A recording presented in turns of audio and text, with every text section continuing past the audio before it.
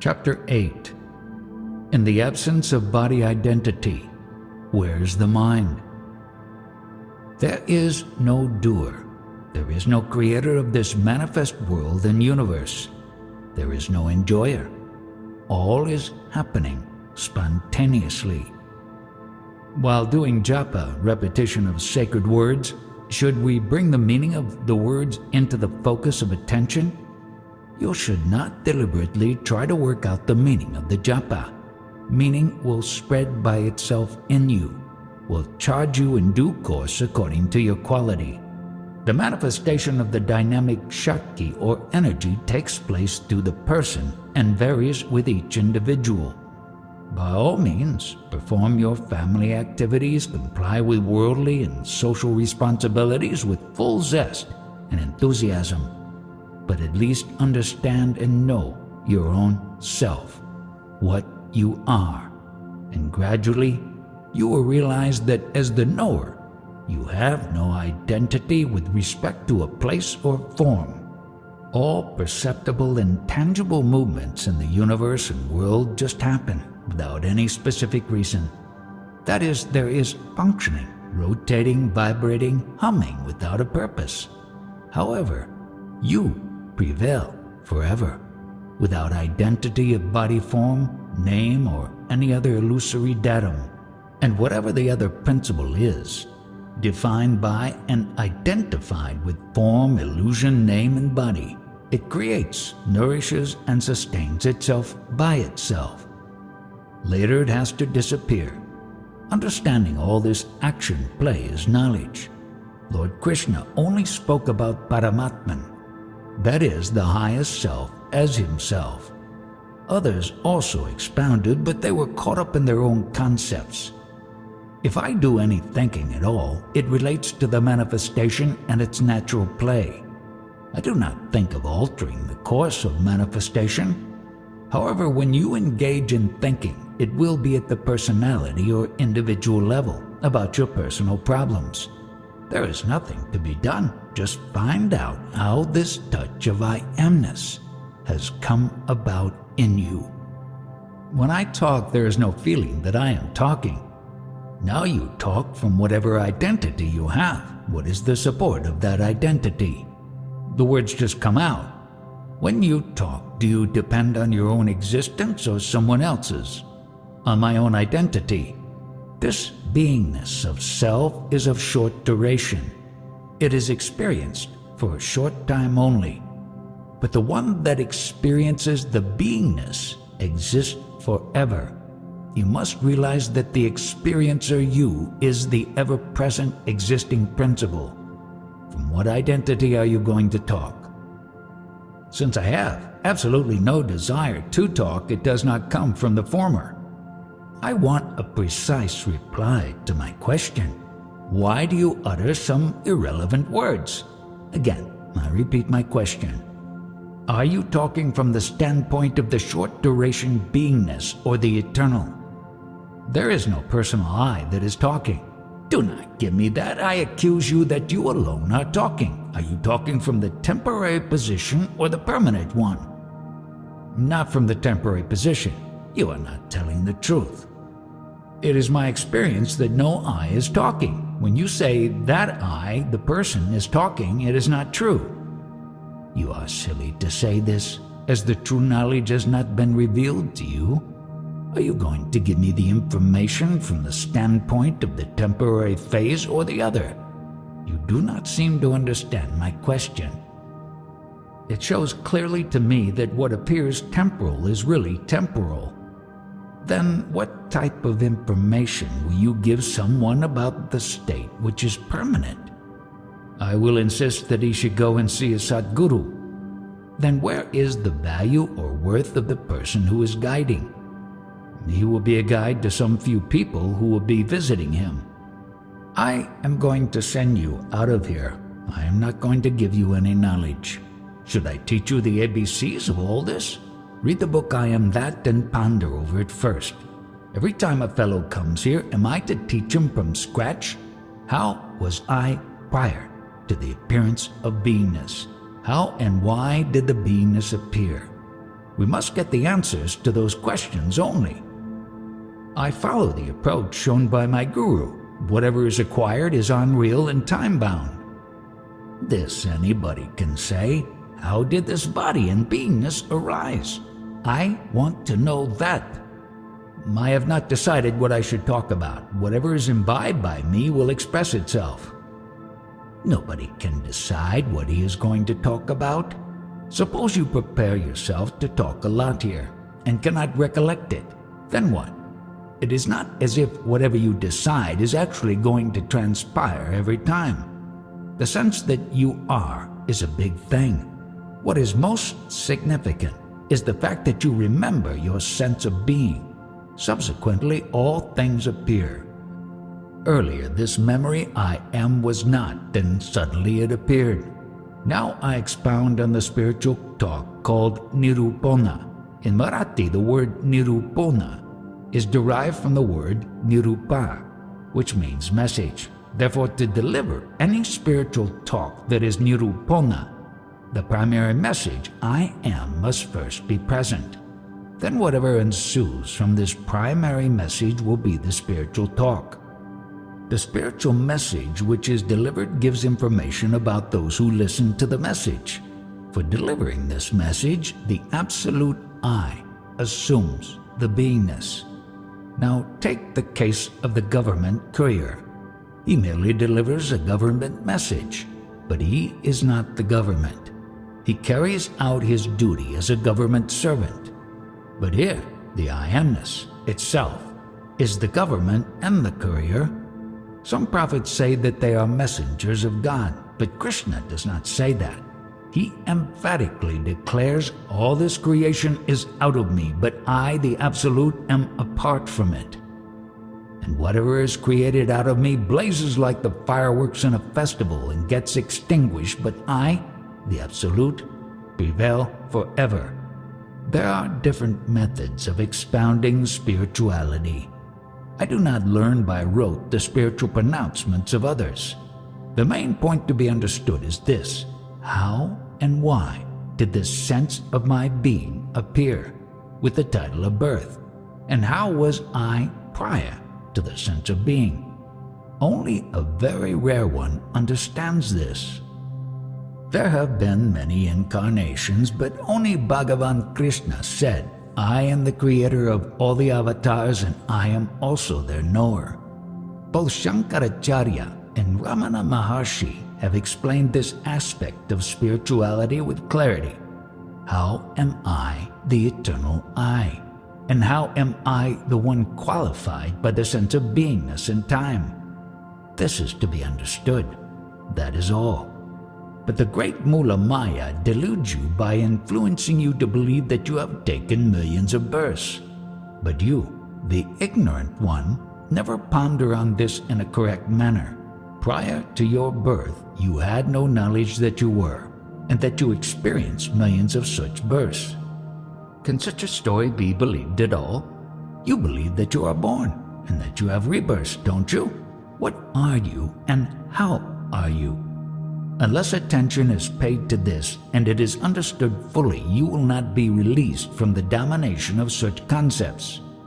They are also conveyed by the four Vedas, which have made many persons dance to their tune.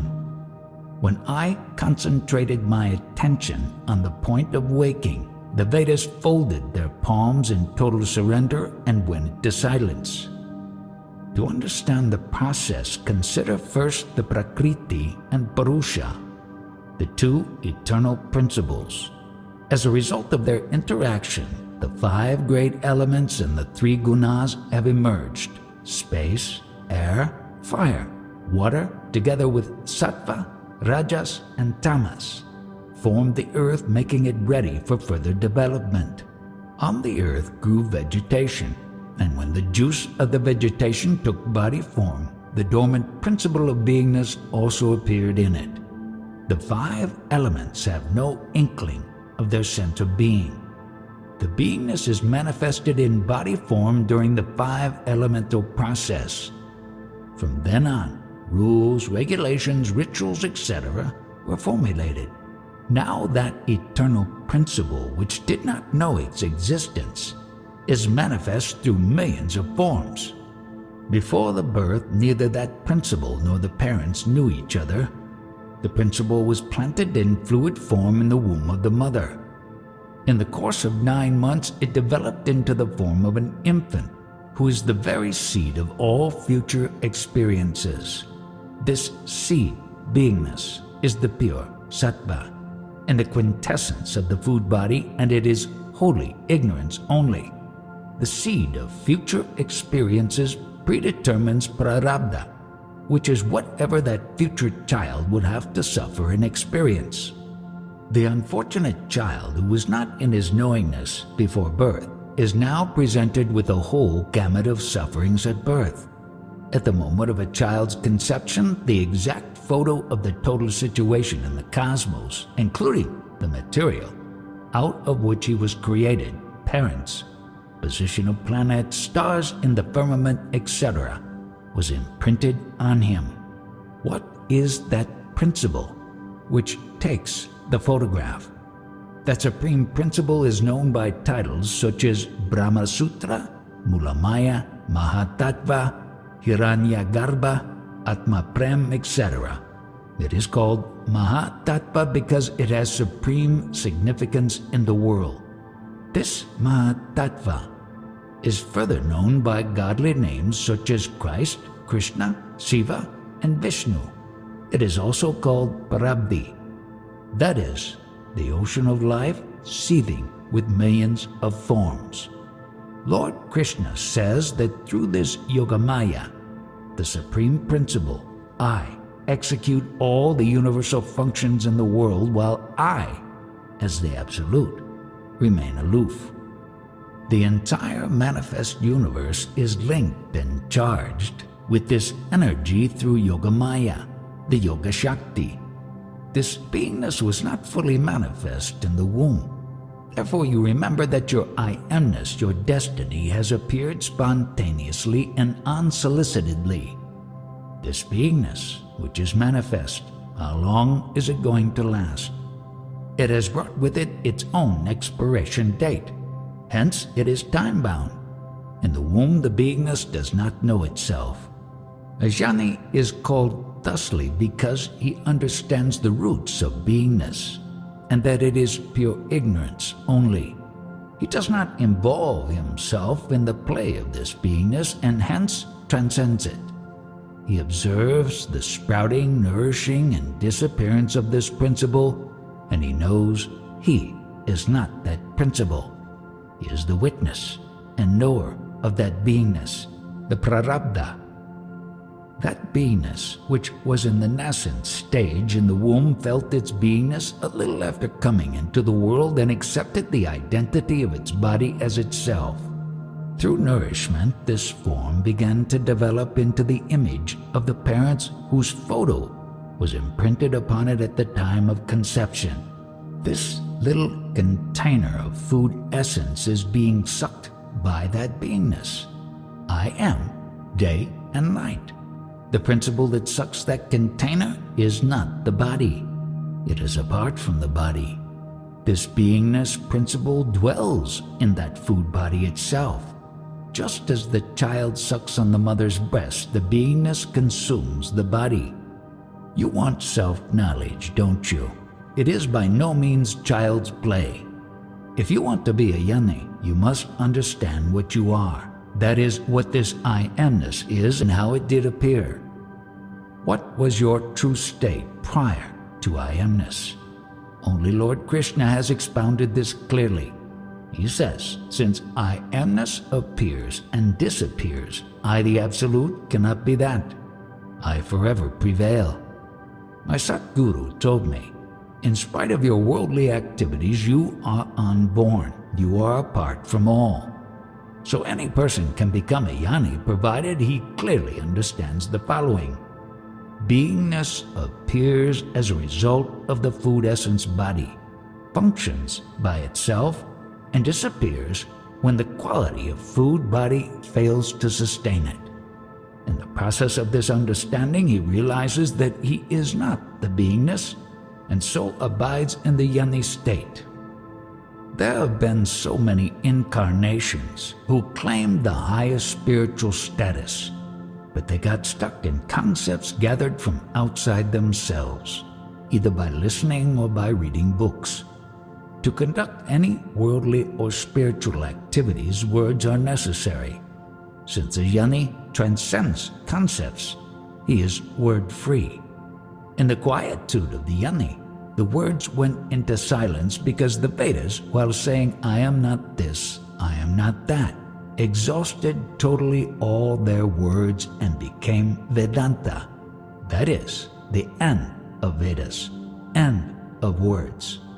I have told you enough about the prarabdha and its experiences and how and why they were created.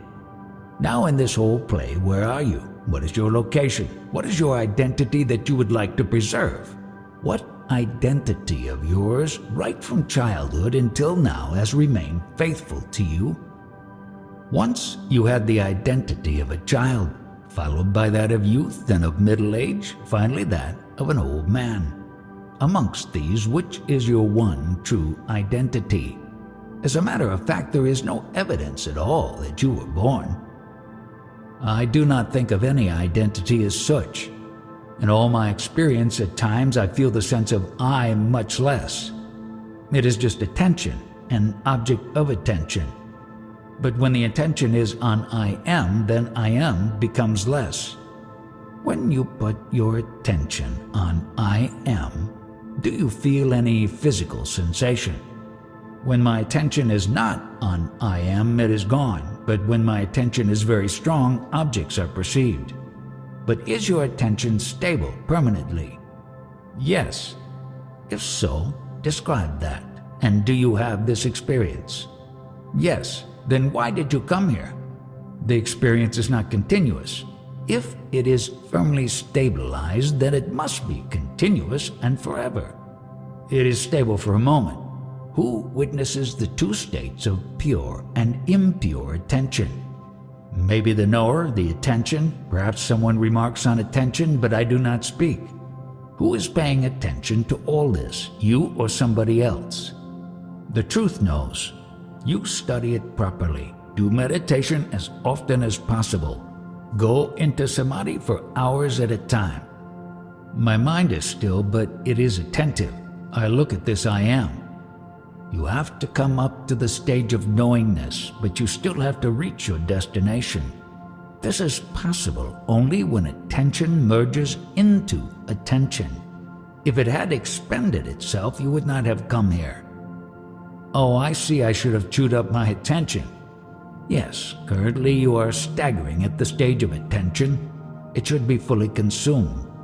You are not talking from that stage of knowledge I am, which is time-bound and temporary. Second visitor, objectless attention. Could it be that? Can that attention be without an object?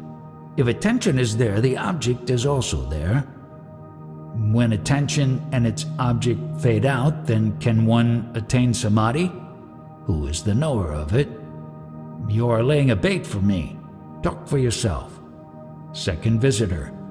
My mind is very still and it is not moving towards any object. It seems to be a stillness of mind, a quietude.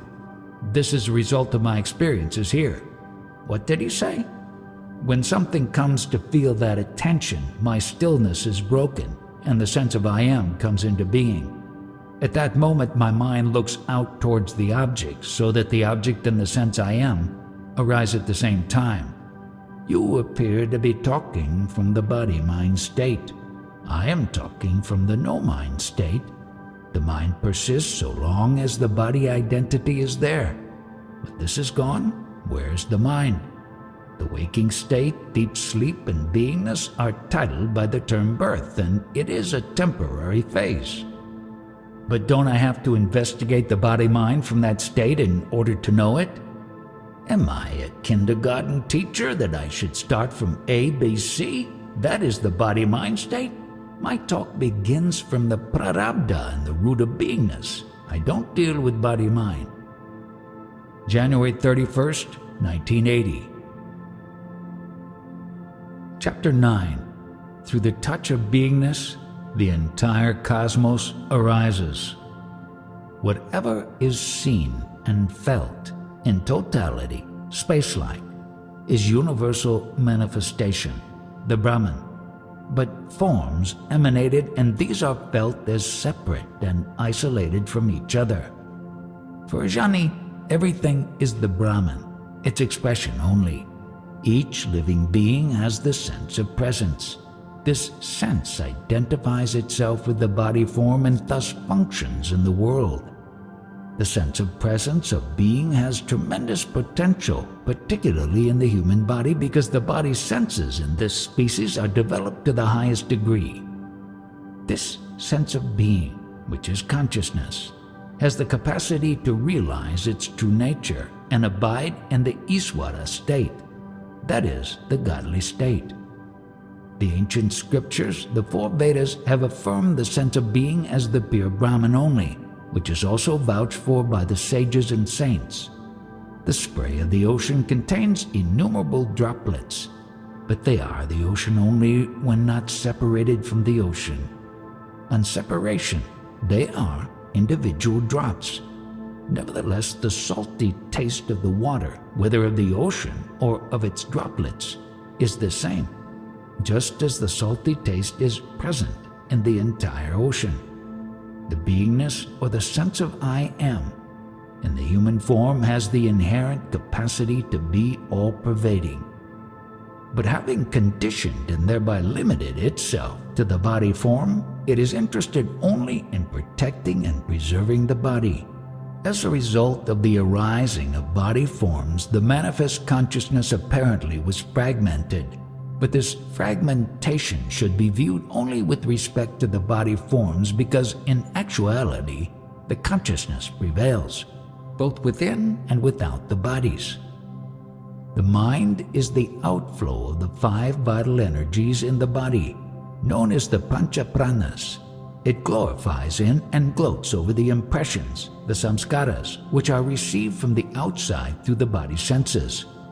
But the mind can purify itself in the association of sages and saints, who for this purpose commend the practice of chanting the sacred names of God, doing penance, etc.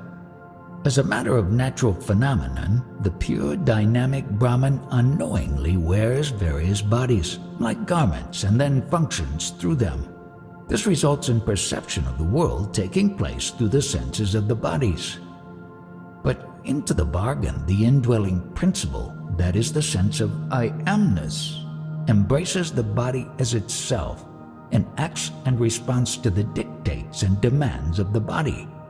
But in spite of all these distortions and modifications, the sense of I amness remains unchanged in its inherent nature.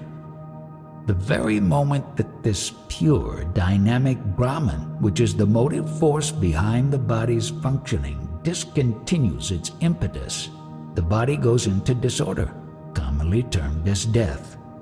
Thus, the consciousness does not go anywhere.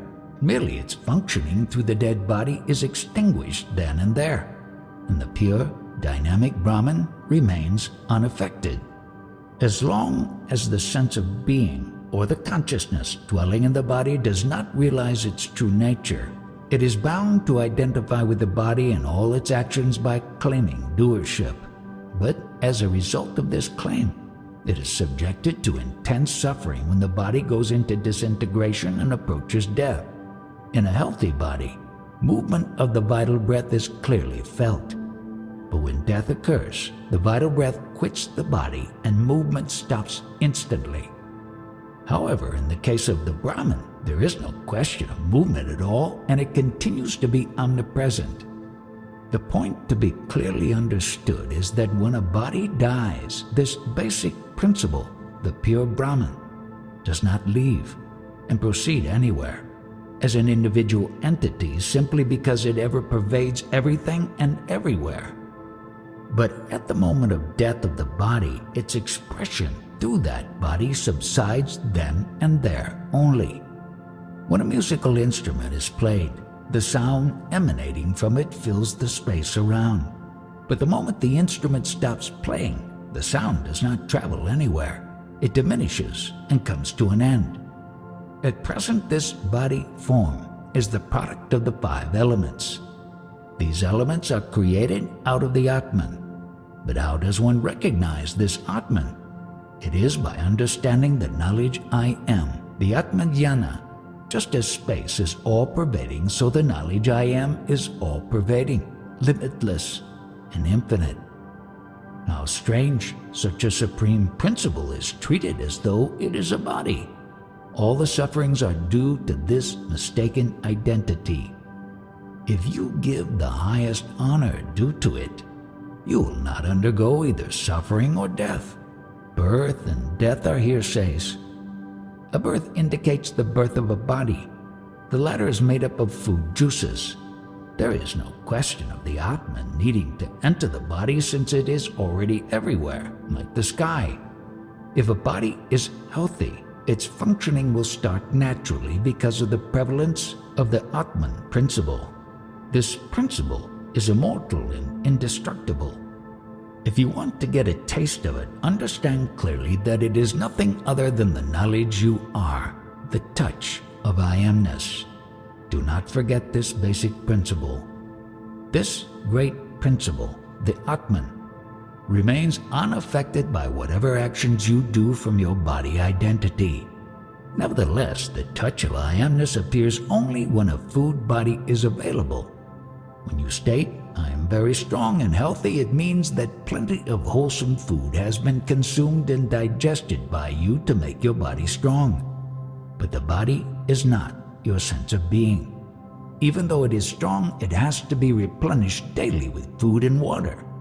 The vital breath without lips and tongues chews and sucks food essences from the body, while the mind sings in praise of the impressions collected externally through the body's senses. And you, in turn, feel as if you are doing all these activities and claim them as yours. Let us call the sense of being the guna. The guna, that is, the quality or jnana, which means the knowledge I am. This guna or jnana exists always latently in a food particle. So whenever a food form is available, this latent quality manifests itself with movement and pulsation initially and as mind later. The supreme all-pervading principle, whose expression through a body is called guna, is named as Saguna Brahman in the Vedas. The name has several meanings like love to be, sense of I amness, beingness, etc. This state has no form or shape, even as the mind has no shape. Only a food body has form. This very principle expresses itself as worms and germs out of a decomposed human body. Whenever surplus food is thrown out and allowed to decompose, you will find live forms crawling in and out of it. The life-giving, dynamic Saguna Brahman gives animation to food forms whenever conditions are conducive, but its expression varies according to the forms. Thus we recognize these as worms, insects, birds, animals, and so on by their very shapes. The very Saguna Brahman, when manifested through a human body, has the potential to lead a seeker to the highest, provided it is understood and realized correctly. And the Saguna Brahman is nothing else but your sense of being and dwells in every human body. By abidance in this state, birth and death will be transcended. For this purpose, you do not have to practice any rituals or spiritual disciplines. Only be prior to mind. Just be. Many persons are busy in the name of spirituality, in doing penances, chanting sacred names, making pilgrimages, and pursuing other disciplines for their salvation. Let them do whatever they want. Probably they are required to cleanse away the sins of their past births according to their prarabdha. If you happen to come across a sage who has realized his true nature, you will not be required to do anything in the way of spiritual disciplines. This is because through his teachings, he will reveal your true nature, as by placing a mirror before you. Many so-called sages move from place to place propagating their spiritual knowledge. But why should I roam about and where? In my true state, I am everywhere. This will be realized by you also when you abide in the knowledge I am. You go to your uncle or cousin because you are related to them through your body. But if you are everywhere, why should you go about? If you imbibe fully whatever I have expounded, no more spiritual disciplines will be required of you. With this understanding, you will observe and conclude that whatever spiritual and worldly activities are happening through you, they are merely entertainments for passing time, and that they are the functioning of the manifest dynamic principle only, the Maya. To abide in the knowledge I am is one's true religion, the Svadharma. But instead of following it, you opted to be irreligious by submitting to the dictates of your concepts, which led you to believe that you are a body. This misconception ensured only the fear of death. If food is not supplied to your body, it will grow weaker and weaker, and one day your vital breath will leave the body. People will pronounce you dead, but you will not have the information. It may be that you are sinful, but this is only in respect of your identity as a body. So also your death refers to the body identity. Please apprehend this clearly, that you, the Absolute, bereft of any body identity, are complete, perfect, and the unborn. But you are accused of millions of births and past lives.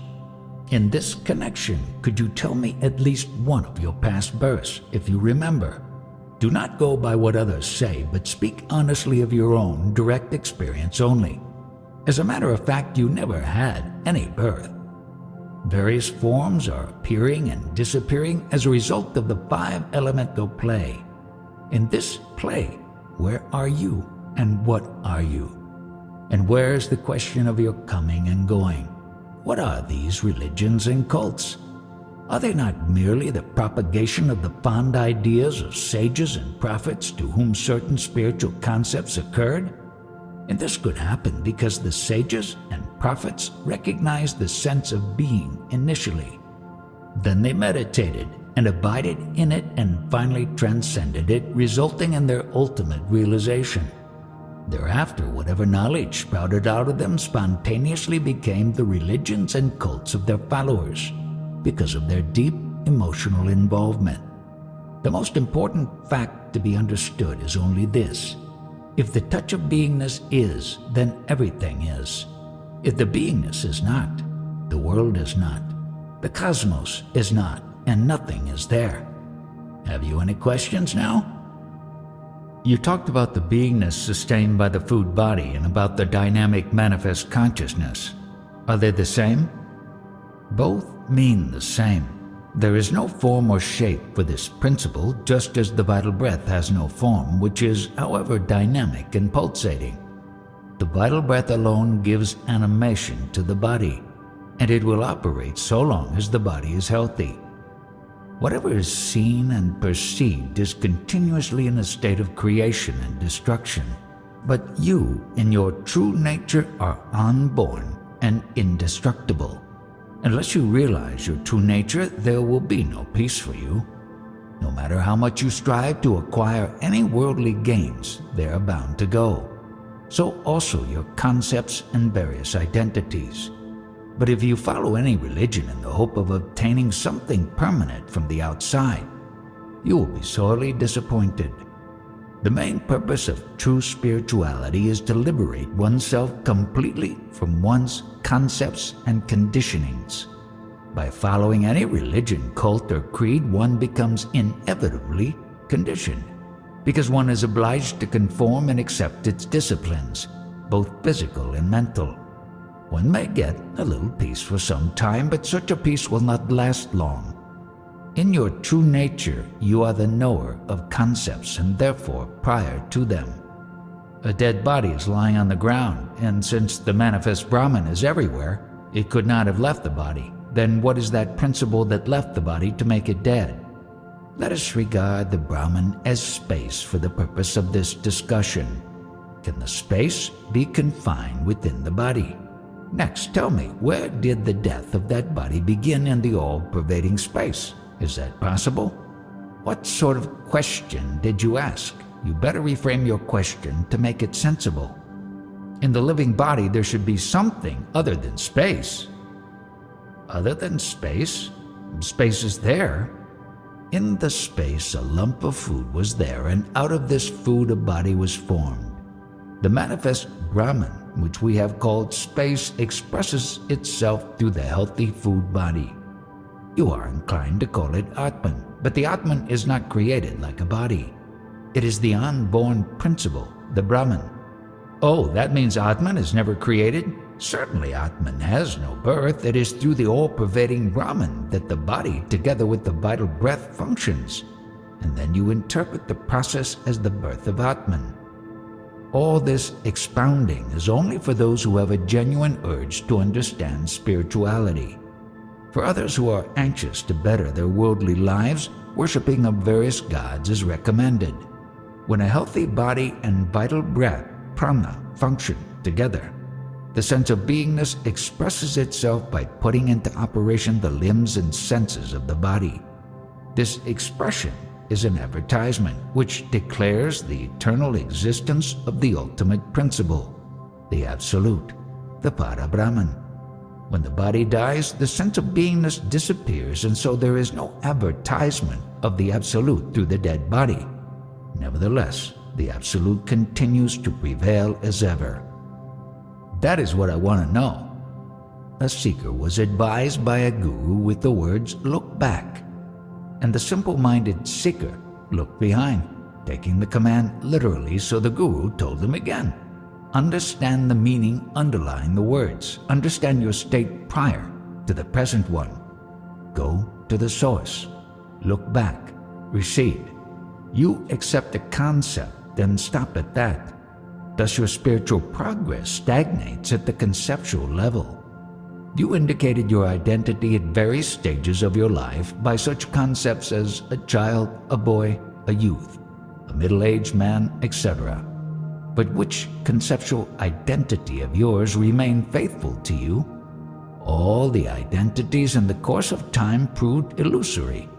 Even the very principle behind the identities, that is the sense of your beingness, will prove illusory. Since it has appeared, it has to disappear. Therefore it is temporary and time-bound. But the knower of the beingness is the eternal Absolute. Whatever experience you undergo is imperfect. Nevertheless, you will continue some spiritual practice because the mind will not allow you to be quiet. For the purpose of acquiring knowledge and to know the Brahman, you meditate on something. But what is your identity as a meditator? You are neither the meditation nor the object of meditation. Whatever it may be, you, which is apart from meditation and its object, are the perfect, the totality, the eternal Absolute. February 2nd, 1980. Chapter 10. Wherever is food, therein dwells that. To me the consciousness appears and disappears. You are telling a lie. How can you know that the consciousness is not? Only in sleep the consciousness is not. From the moment of waking to the moment of sleeping, the consciousness is there. Whenever you observe an object, the mind has to be there to interpret it. With consciousness, the mind is there to perceive. Whenever an object is seen, witnessing happens. I do not know what I should call this witnessing. Without mind, there cannot be any witnessing. It can happen only when the objects of mind exist, which is predicated upon the presence of the consciousness. Primarily, witnessing happens to the consciousness in the realm of the mind. All the activities occur to the mind and intellect, and witnessing of that happens to the self. If the consciousness holds on to the body as its identity, then true knowledge will never dawn on you. The self is given the guise of the body, hence the trouble. There are many gurus and many paths. How do we select the right guru and a correct path? Many visitors come here. and many of them are mainly interested in subjects connected with body and mind. But I am not interested in these topics. Rarely someone wants knowledge of the self. My present subject matter is, whatever is gone does not vanish and die, but disperses and manifests into multiplicity. When the consciousness leaves the body, it remains ample, widespread, and manifest. In the manifest world, avatars and social workers have for thousands of years been trying to bring about a change.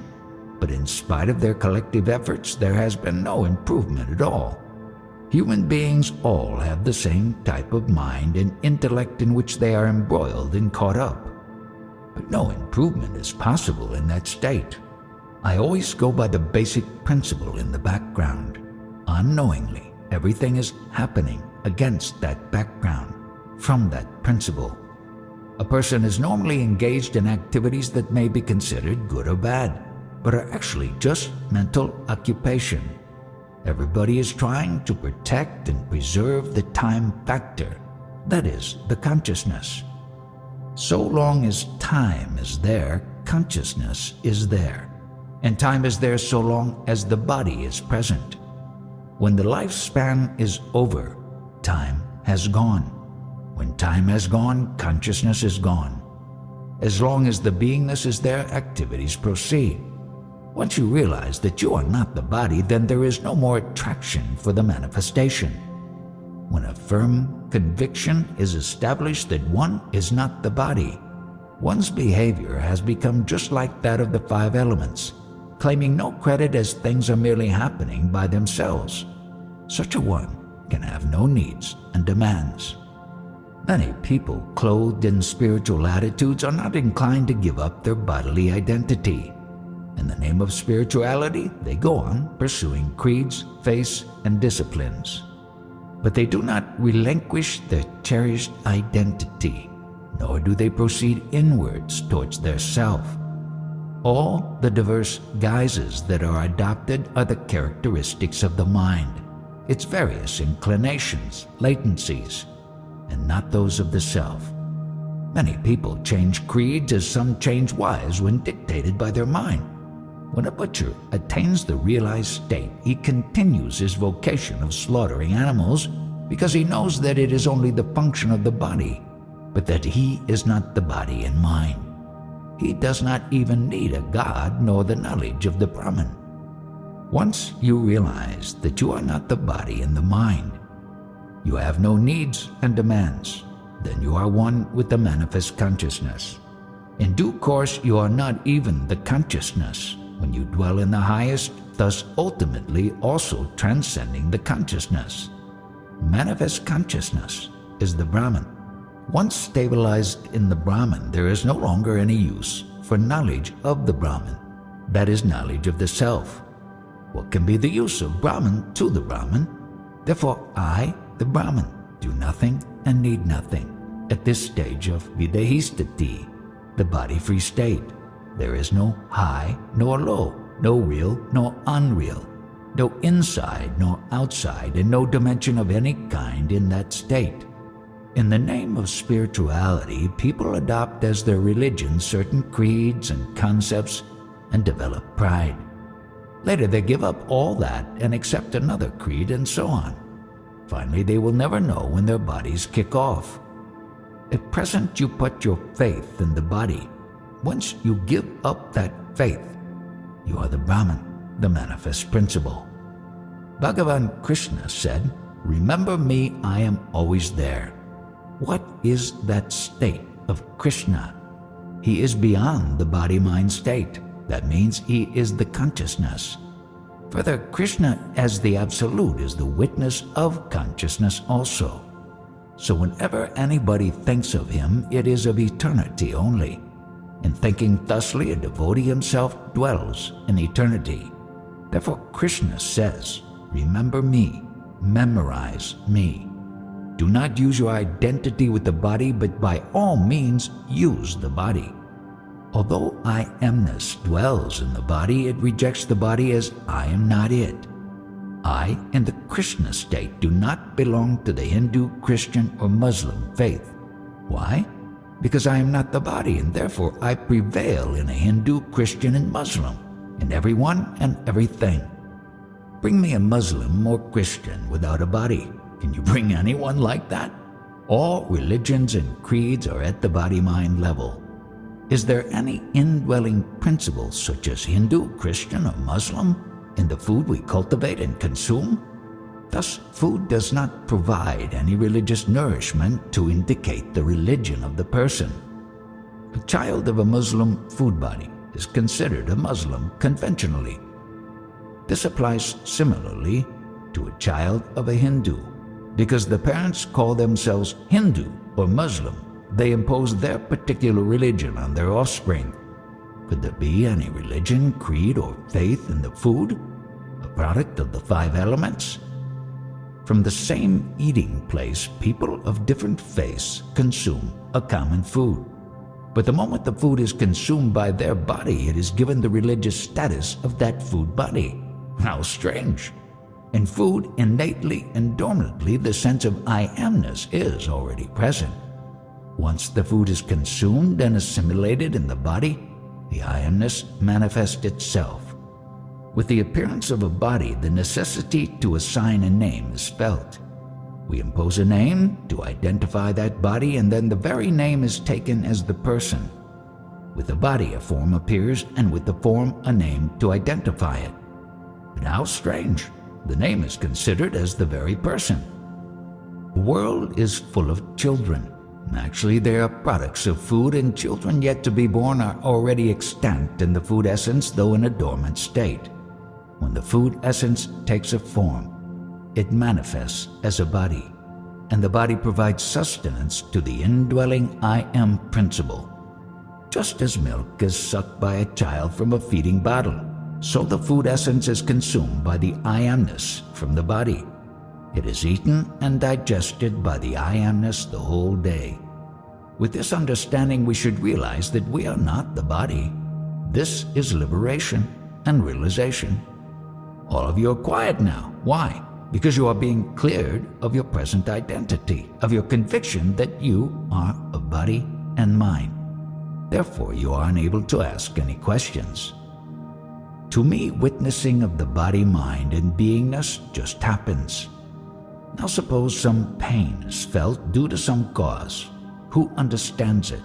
It is the consciousness, which is sustained by the food essence body. By consciousness, I mean the universal consciousness only.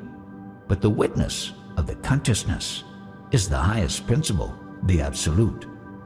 The fragrance or sweetness of the food essence body is the knowledge I am. It has no name and form. It is the I love state and the I taste state. But from your body-mind state you will go to pilgrimages and various gurus. So long as the consciousness is there, that humming goes on. And who does the humming? The principle which is humming and saying, I am, is itself your guru. If you imbibe what I say and understand this guru, the consciousness, and dwell there, you will be self-realized. Then no more rituals, disciplines, and spirituality are necessary. Is it clear now to you what is termed guru? It is the sense of I amness. In the devotional approach, worship is prescribed. In the ritual, prasada is prepared first, which is a food offering to the deity being worshipped. Before invoking the deity by ringing a bell, the prasada must be kept ready because God is sustained on food, and the God is no one else but the consciousness which depends on food. Once a disciple who had learned the art of bringing back to life the dead saw a bone lying on his path while going through a forest. He felt like testing his skill on the bone, which happened to be that of a lion. So he began chanting mantras and performing the appropriate rituals. But he forgot to provide any offering. The bone materialized into a lion, who appeared quite hungry. So the animal looked all around for food, and not finding any in its vicinity, roared ferociously and pounced upon the very disciple and gobbled him up. Whenever food of the right quality and in the proper form is available, and when the vital breath functions in it, the I amness principle manifests itself through it. This I amness is the Bhagavan, the godly principle. During my wanderings after meeting my guru, I once visited a holy place known as Pandapur. This place is famous for the temple of gods, Vithoba. I used to carry a staff, and to cover myself I only had a piece of loincloth. On this occasion I stumbled upon a cremation ground. I was not interested in visiting temples, but I liked to see the temple architecture rather than the idols inside.